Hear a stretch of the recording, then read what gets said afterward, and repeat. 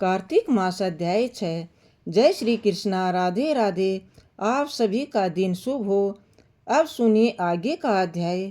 जैसा कि आप सभी जानते हैं कि जलंधर की आज्ञा मिलने पर दैत्यों ने द्रोणाचल पर्वत, जिस पर अपार संजीवनी बूटी थी, जिनका प्रयोग करके देव गुरु बृहस्पति सभी देवताओं को जो कि युद्ध में मारे जाते थे उन्हें पुण्य जीवित कर दिया करते थे, तो जब देवताओं को जलंधर ने आज्ञा दी कि द्रोणाचल पर्वत को उठाकर समुद्र में फेंक दो, तो देवताओं ने वे संपूर्ण द्रोणाचल पर्वत उठाकर समुद्र में फेंक दिया।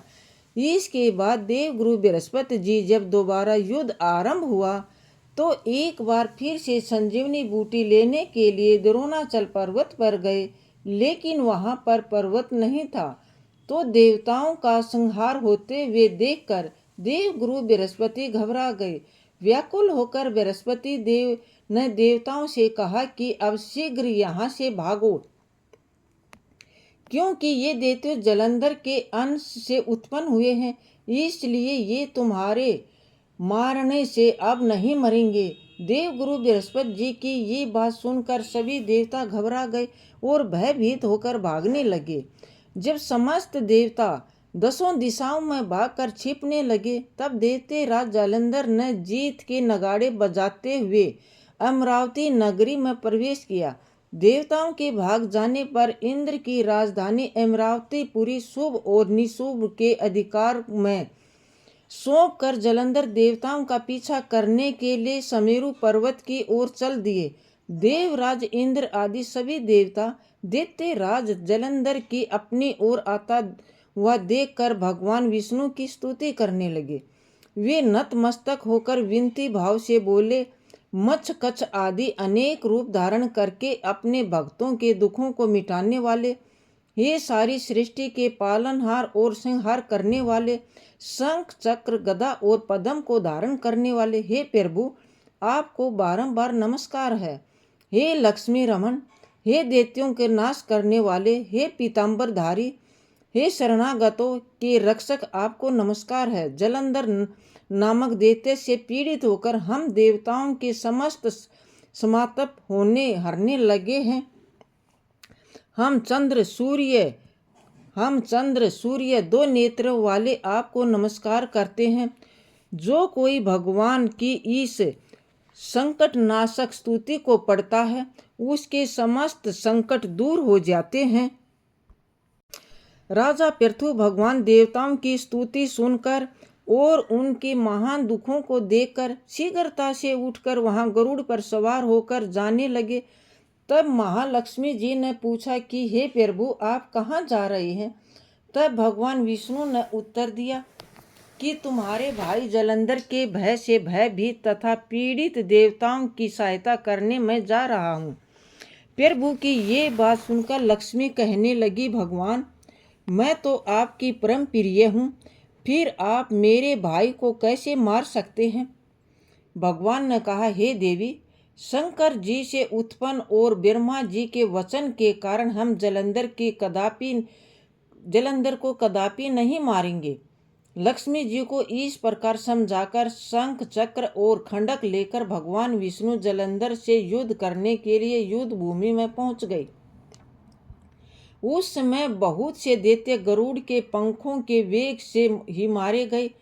पवन से पीड़ित दैत्यों को देखकर जलंधर को अत्यधिक क्रोध आ गया और वह स्वयं भगवान विष्णु के सामने युद्ध करने को आ गया। उस समय जलंधर और भगवान विष्णु में घोर युद्ध हुआ। उस समय बाणों से आकाश ढक गया।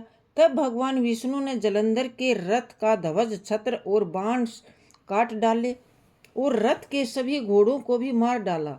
ये देखकर जलंधर ने गरुड़ के मस्तक पर गदा से जोरदार प्रहार किया, जिससे गरुड़ देव मूर्छित हो गए। तब भगवान विष्णु ने अपनी तलवार से जलंधर की उस गदा को ही काट डाला। इसके बाद तो जलंधर और भगवान विष्णु में कई वर्षों तक मल्ल युद्ध होता रहा। जलंधर और भगवान विष्णु के इस घन घोर युद्ध को देखकर सारा ब्रह्मांड भयभीत होकर कांपने लगा। अंत में भगवान विष्णु ने कहा, हे दैत्यराज, तुम्हारा और हमारा युद्ध ठीक नहीं, क्योंकि तुम लक्ष्मी जी के भाई हो। तब जलंधर कहने लगा, अगर आप प्रसन्न हैं तो मैं आपसे ये वरदान मांगता हूँ कि आप लक्ष्मी जी और गरुड़ सहित मेरे घर में ही निवास करें। ये सुनकर भगवान विष्णु लक्ष्मी जी और गरुड़ सहित उसके यहाँ रहने का वचन देकर चले गए। तब समस्त देवी देवताओं के स्थान पर देवतियों की नियुक्ति करके जलंधर अपनी राजधानी में निवास करने लगा और देवताओं, गंधर्वों और किन्नरों के पास जितने भी रत्न थे वे सब छीन कर उसने अपने अधिकार में कर लिए। निशंभु को शासन करने के लिए पाताल में भेज दिया।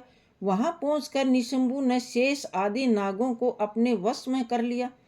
इस प्रकार जलंधर देव यक्ष, किन्नर, गंधर्व और मनुष्य सबको अपनी प्रजा बनाकर पुत्र के समान और धर्म की नीति से उनका पालन करते हुए त्रिलोकी पर शासन करने लगा।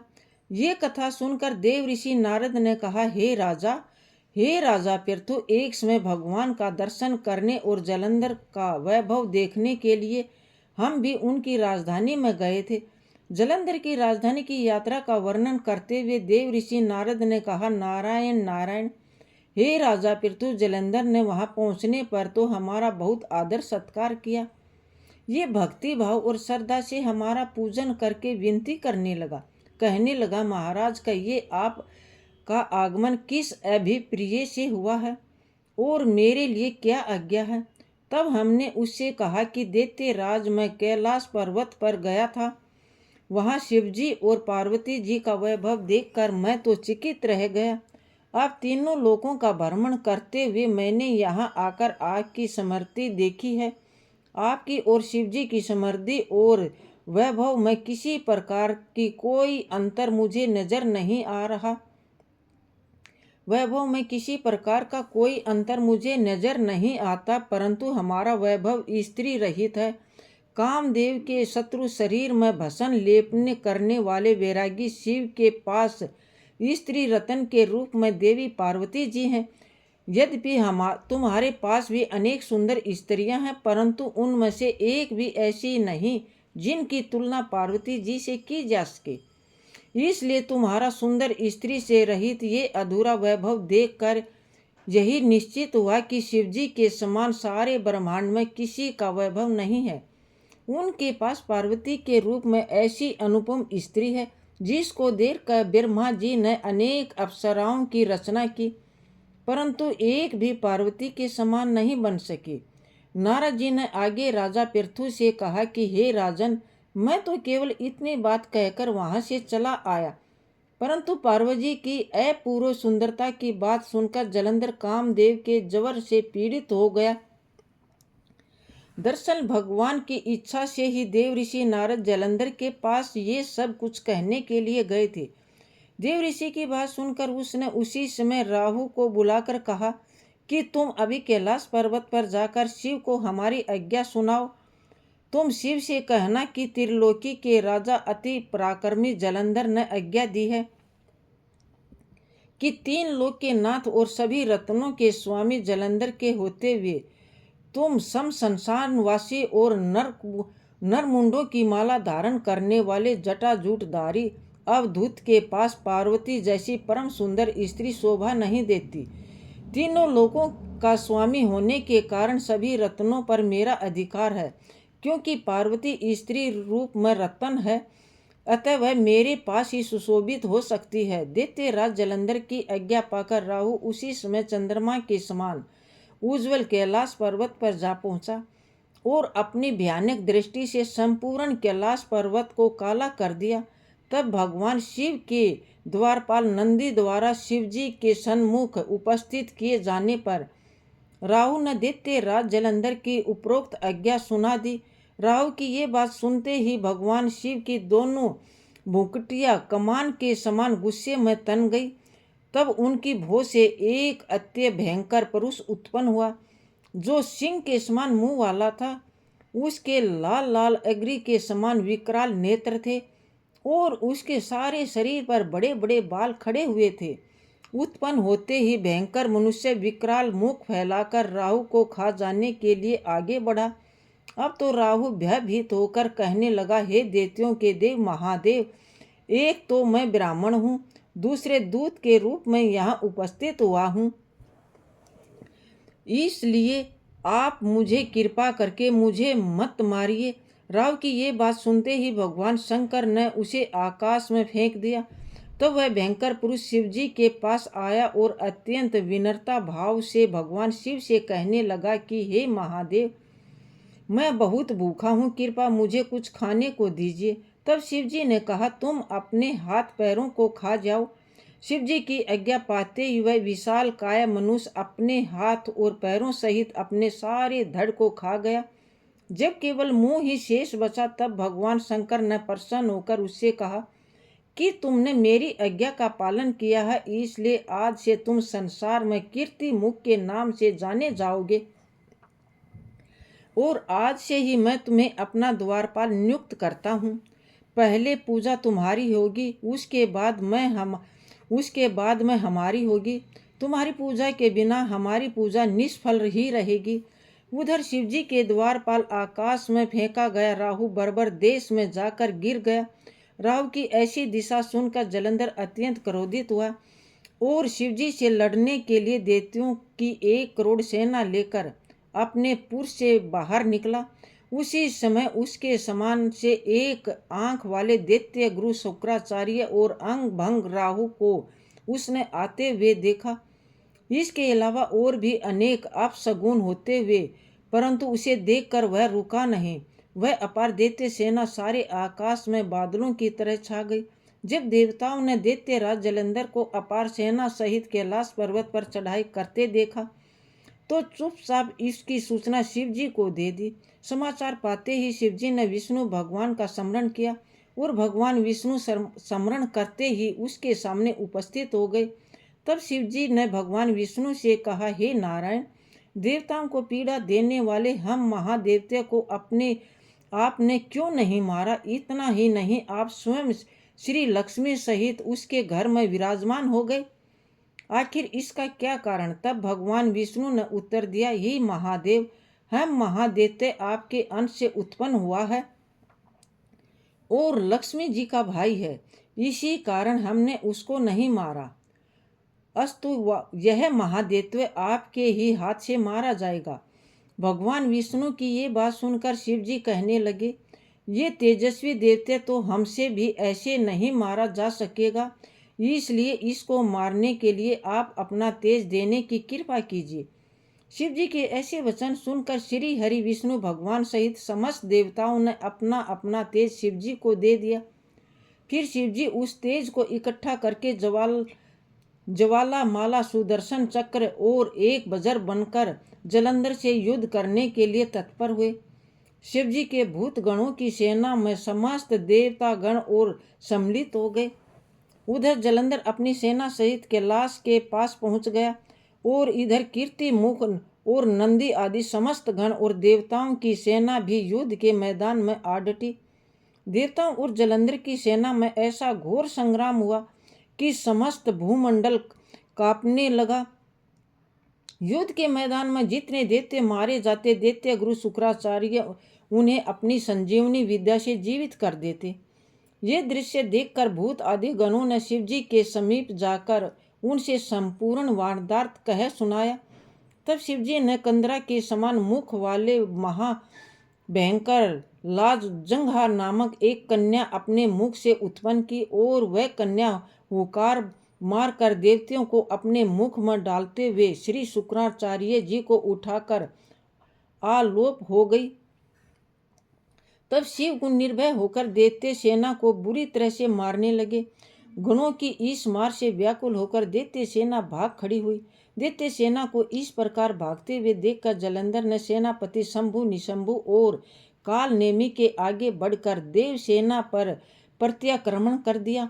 जब देव सेना दैत्यों की मार से विचलित हो उठी तब गणेश जी और शंभु के बीच घन घोर संग्राम हुआ। दैत्यों को पराजित होते देख जलंधर स्वयं युद्ध क्षेत्र में आया। उसे देखकर वीरभद्र ने जलंधर पर अपने अनेक प्रहार कर दिए। कीर्ति मुख का एक ही नाम वीरभद्र भी है। जब जलंधर ने क्रोधित होकर अपना पृग उस पर दे मारा और उसके रथ पर का ध्वज काट दिया, फिर उसने देवसेना पर भयंकर बाण वर्षा करके उसमें भगदड़ मचा दी। अपनी सेना की ये दिशा देखकर स्वयं भगवान नंदी पर सवार होकर युद्ध के मैदान में आए और उन्होंने तब तीव्र बाणों की वर्षा आरंभ कर दी। शिवजी के प्रहार से दैत्य सेना इस प्रकार भागने लगी जैसे कार्तिक मास के व्रत से पाप समूह भाग जाते हैं। उसी समय शिवजी ने अपने बाणों से खंडक रोमा का सिर काटकर पृथ्वी पर गिरा दिया।